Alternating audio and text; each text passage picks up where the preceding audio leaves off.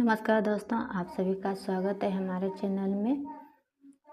आज कार्तिक मास की कथा लेकर आई हूँ। आप लोग पूरी कथा ज़रूर सुनिएगा और पसंद आए तो लाइक और सब्सक्राइब ज़रूर कीजिएगा और कमेंट में जय गंगा मैया ज़रूर लिखिएगा। तो चलिए हम कथा शुरू करते हैं, आप लोग पूरा ध्यान से सुनिएगा। किसी नगर में एक ब्राह्मण दंपति रहते थे। वे हर दिन 7 कोस दूर गंगा और यमुना नदी में स्नान करने जाते थे। इतनी दूर आने जाने से ब्राह्मण की पत्नी बहुत थक जाती थी। एक दिन उसने अपने पति से कहा, अगर हमारा एक बेटा होता तो कितना अच्छा होता। बहू घर पर होती तो हमारे वापस आने पर खाना बना हुआ मिलता और घर का भी काम भी संभाल लेती। पत्नी की ये बात सुनकर ब्राह्मण ने कहा, तूने बिल्कुल सही कहा, चल मैं तेरे लिए बहू ले आता हूँ। फिर उसने अपनी पत्नी से कहा, एक पोटली में आटा और कुछ मोहरें डाल दो। पत्नी ने वैसा ही किया और ब्राह्मण पोटली लेकर चल पड़ा। रास्ते में यमुना किनारे कुछ सुंदर लड़कियां खेल रही थी जो रेत में घर बना रही थी। एक लड़की बोली, मुझे ये घर चाहिए, मैं इसे नहीं बिगाड़ूंगी।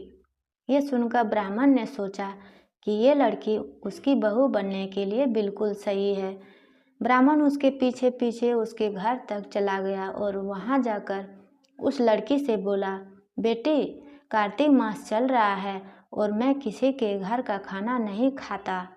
मैं अपने साथ आटा लाया हूँ। अपनी माँ से पूछ, क्या वो मेरे आटे से 4 रोटी बना देगी।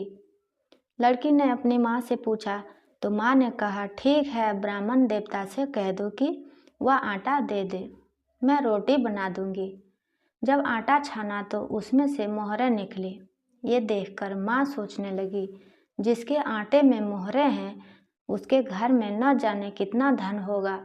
उसने ब्राह्मण से पूछा, क्या आपका कोई बेटा है? ब्राह्मण ने जवाब दिया, मेरा बेटा काशी में पढ़ रहा है, पर अगर तुम कहो तो मैं खांड कटोरे से तुम्हारे बेटे की शादी कर उसे साथ ले जाऊं। लड़की की माँ ने सहमति दे दी। जब ब्राह्मण घर पहुंचा तो उसने अपने पत्नी से कहा, रामू की माँ, दरवाज़ा खोल, देख मैं तेरे लिए बहू लेकर आया हूँ। ब्राह्मणी ने दरवाज़ा खोला और बहू को देखकर खुश हुई। अब जब ब्राह्मण और उसकी पत्नी स्नान के लिए जाते तो बहू घर का सारा काम कर देती और खाना भी बना देती, कपड़े भी धोती और रात भर पैर दबाती रहती थी। एक दिन ब्राह्मणी ने उसे सिखाया, बहू, चूल्हे की आग बुझने मत देना और मटके का पानी खत्म मत होने देना। लेकिन एक दिन चूल्हे की आग बुझ गई। बहू घबराकर पड़ोसन के पास गई और आग मांगी। पड़ोसन ने उसे बताया, अरे तुझे पागल बना रहे हैं, उनके कोई औलाद नहीं है। बहू को विश्वास नहीं हुआ, पर धीरे धीरे वह पड़ोसन की बातों में आ गई और उसने सास ससुर से ठीक से व्यवहार करना छोड़ दिया। पड़ोसन की सलाह पर उसने जली रोटियां और बिना नमक की दाल बना दी।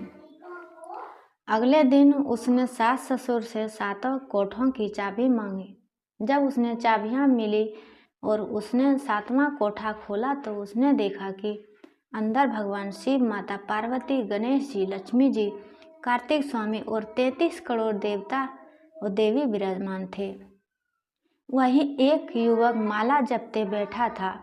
उसने पूछा, तुम कौन हो? युवक ने कहा, मैं तेरा पति हूँ। दरवाज़ा बंद कर और जब माता पिता आए तब खोलना। सास ससुर के लौटने पर बहू ने उसका स्वागत किया। उसने अपने सास ससुर से कहा, माँ, इतनी दूर स्नान करने की ज़रूरत नहीं है, घर में ही गंगा यमुना है। सास ससुर ने विश्वास नहीं किया तो बहू ने उन्हें 7वां कोठा दिखाया जहाँ सभी देवी देवता विराजमान थे। माता ने उस युवक को देखा और पूछा, तू कौन है? उसने कहा, मैं तेरा बेटा हूँ। सच साबित करने के लिए विद्वानों ने परीक्षण की रखा। माँ ने चमड़े की अंगियाँ पहनी और बेटे की दाढ़ी मूछ उसके दूध से भीग गई। गठजोड़ा बन गया और ब्राह्मण और ब्राह्मणी का मन खुशी से भर गया। यह थी कार्तिक मास की कथा। हे कार्तिक स्वामी, जैसे ब्राह्मण ब्राह्मणी को संतान दे वैसे सबको देना। तो आप लोग को कैसी लगी कथा तो ज़रूर बोलिएगा कमेंट में और सब्सक्राइब ज़रूर कीजिएगा।